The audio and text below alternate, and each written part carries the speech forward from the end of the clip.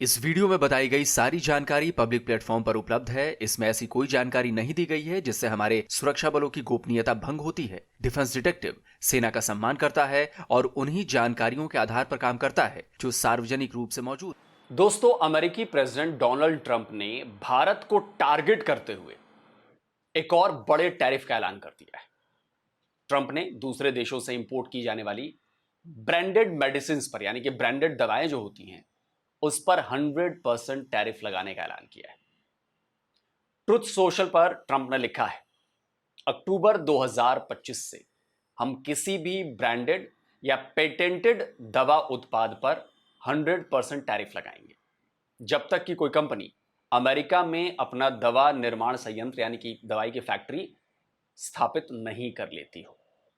निर्माण का अर्थ होगा भूमि पूजन या निर्माणाधीन। इसलिए यदि निर्माण शुरू हो गया है तो इन दवा उत्पादों पर कोई टैरिफ नहीं लगेगा। इस मामले पर ध्यान देने के लिए धन्यवाद। यह बात ट्रंप ने ट्रुथ सोशल मीडिया पर लिखी है। जाहिर सी बात है, भारत के फार्मा सेक्टर पर इसका असर तो पड़ेगा। खासकर उन फार्मा कंपनीज का कारोबार प्रभावित होगा जिनके अमेरिका में बहुत बड़े बड़े बिजनेस है, मतलब बहुत बड़ा कारोबार अमेरिका में ये दवाई कंपनियां करती हैं, जैसे doctor Reddy's, Cipla, lupin, Zydus life, Aurobindo pharma, Biocon और ग्लेनमार्क। इसके अलावा भी और भी कई कंपनीज हैं। क्योंकि इन सारी कंपनीज पर क्योंकि ये सारी जो कंपनीज हैं, ये अपने रेवेन्यू का बहुत बड़ा हिस्सा जो है वो अमेरिका में दवा सप्लाई करके कमाती है। और वैसे शेयर मार्केट के रुख से भी पता चल जाता है कि ट्रंप के फैसले का हमारी अर्थव्यवस्था पर क्या असर पड़ेगा। और भारत के शेयर मार्केट ने ट्रंप के इस ऐलान के बाद नेगेटिव इंपैक्ट दिखाया है, नकारात्मक रुख दिखाया है। सेंसेक्स 733 पॉइंट लुढ़क गया, जबकि निफ्टी भी 24,700 पॉइंट से नीचे पहुंच गया। खासकर अगर फार्मा सेक्टर को देखा जाए तो निफ्टी फार्मा इंडेक्स 2.42% तक गिर गया। और अगर बड़ी फार्मा कंपनीज को देखें तो उनके शेयरों की कीमतें भी काफी गिरी हैं। गिरावट का जो सबसे बड़ा शिकार बना वो हुआ सन फार्मा, जिसके शेयर की कीमत 4.7% गिरी और ये 1,548 रुपए पर पहुंच गया, जो कि पिछले एक साल का सन फार्मा का ये पिछले एक साल का सबसे न्यूनतम स्तर है। वहीं ग्लैंड फार्मा के शेयर्स में 4.7%, बायोकॉन के शेयर में 3.68% की गिरावट हुई। तो सवाल यह उठता है कि क्या ट्रंप के इस फैसले का भारत पर या भारत के फार्मा सेक्टर पर इसका बहुत बुरा असर पड़ने वाला है? क्या इस टैरिफ से भारत को परेशान होने की जरूरत है? देखिए, असल में भारत का जो फार्मा सेक्टर है ना, वो दुनिया के दवा और वैक्सीन इंडस्ट्री में बहुत बड़ा रोल निभाता है, बहुत बड़ा रोल निभाता है। भारत का स्टेक इसमें अच्छा खासा है, मतलब जो हिस्सेदारी का है वो बहुत अच्छी खासी है। भारत दुनिया भर में सबसे ज्यादा जेनरिक दवाओं का एक्सपोर्ट करने वाला देश है। दवा की ग्लोबल सप्लाई में भारत की हिस्सेदारी 20% और वैक्सीन की सप्लाई में भारत का शेयर करीब करीब 60% है।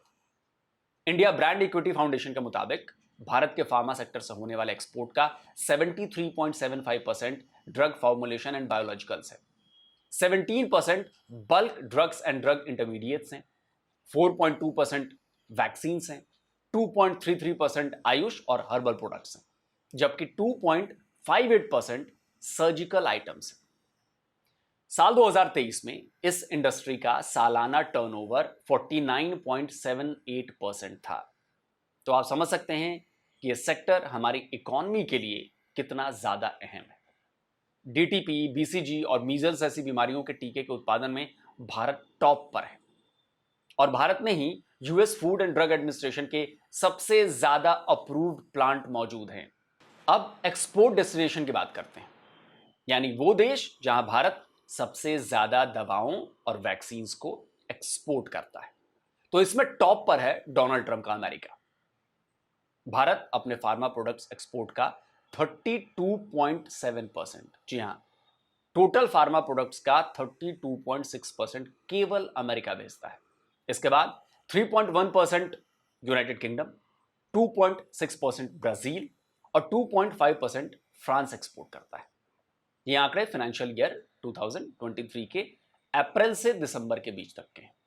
इस दौरान किए गए एक्सपोर्ट की टोटल वैल्यू की बात करें तो ये 1.87 लाख करोड़ यानी कि करीब 21.7 बिलियन अमेरिकी डॉलर का है।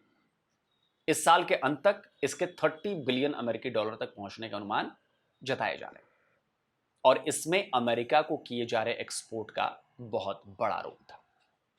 साल 2024 में भारत ने अमेरिका को 3.6 बिलियन डॉलर की दवाएं भेजी थी, जबकि इस साल के शुरुआती 6 महीनों में ही भारत 3.7 बिलियन डॉलर की दवा अमेरिका को ऑलरेडी एक्सपोर्ट कर चुका है।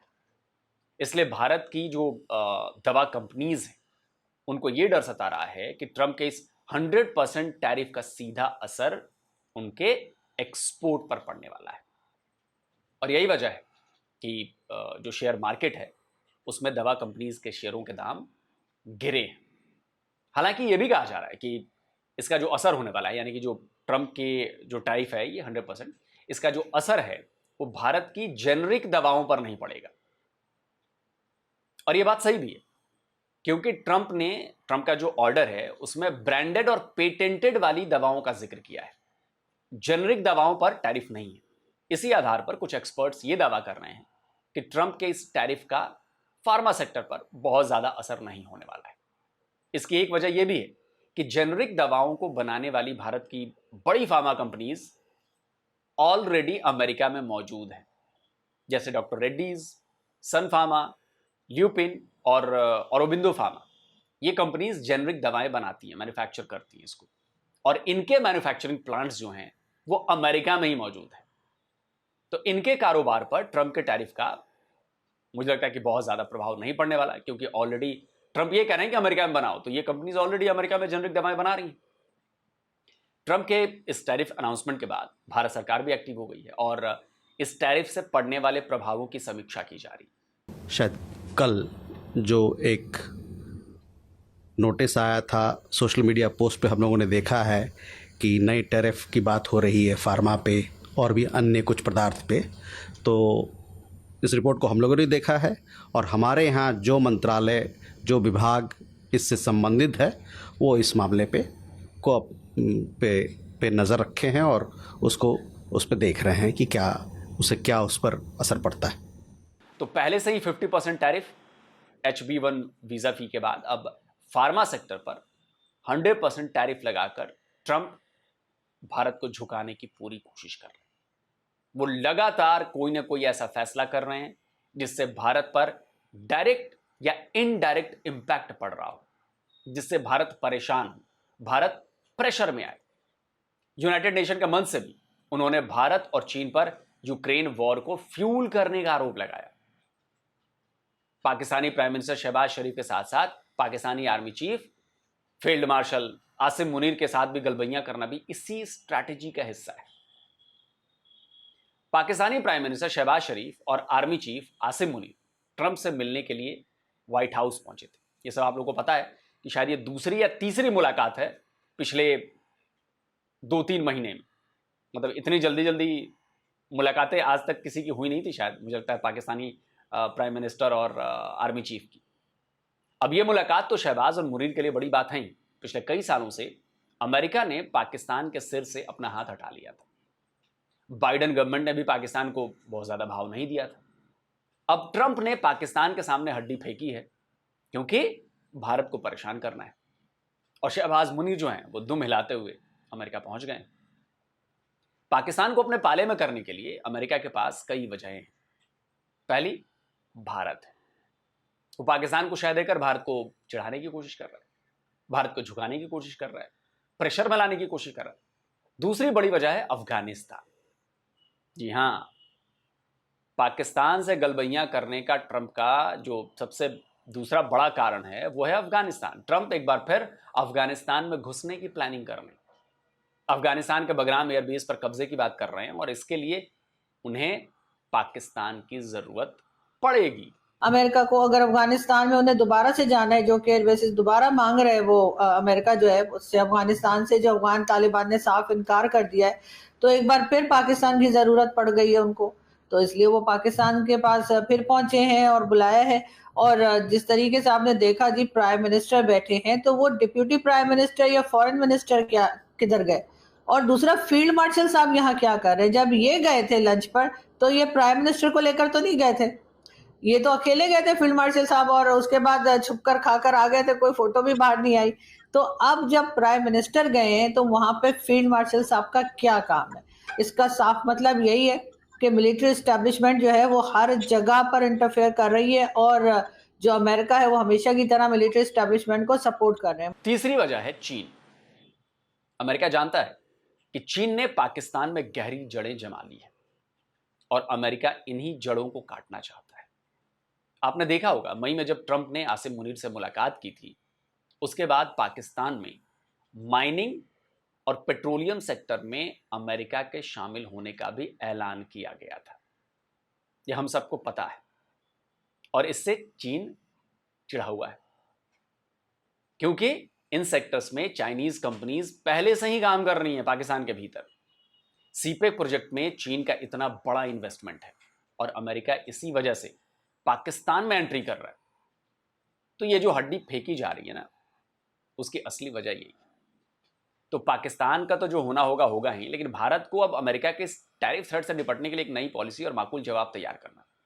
और मेरी पता नहीं क्यों पर्सनल गट में ये पर्सनल फीलिंग आ रही है कि अमेरिका और भारत मिलकर ऐसा कर रहे हैं ताकि पाकिस्तान से चाइना को पूरी तरह से उखाड़ के फेंक दिया जाए।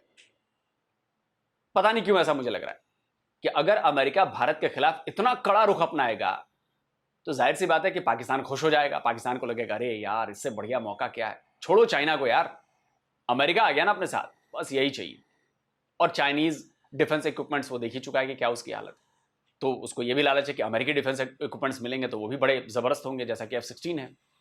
तो मुझे लग रहा है कि अमेरिका और भारत ने दोनों ने मिलकर कहा है कि तुम मुझे गाली दो, मैं तुम्हें गाली दूंगा, टैरिफ लगाएंगे, 4-6 महीने 8 महीने की बात है, थोड़ा बहुत झेल लिया जाएगा, लेकिन इसका असर यह होगा कि पाकिस्तान से चाइना पूरी तरह से निकल जाएगा।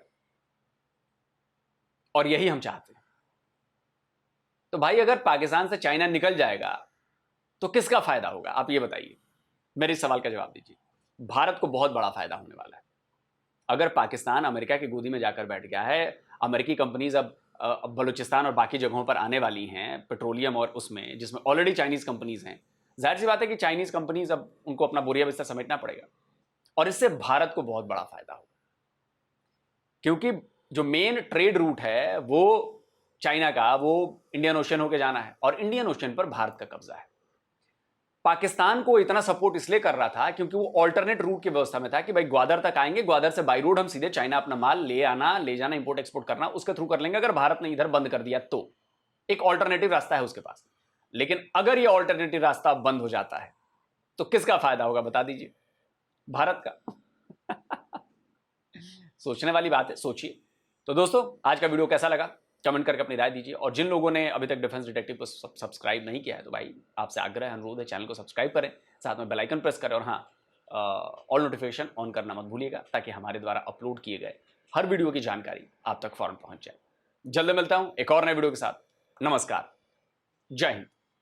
तो अगर आप चाहते हैं मुझसे बात करना, मुझसे कोई सवाल पूछना, तो फैन कॉल पर आप मुझसे कनेक्ट हो सकते हैं। फैन कॉल में ये सुविधा है कि आप अपने हिसाब से वहां पर जाकर टाइम स्लॉट बुक कर सकते हैं कि आपको फलाने दिन मुझसे बात करनी है, फलाने टाइम पे मुझसे बात करनी है। लेकिन ये भी बता दूं कि ये पेड सर्विस है,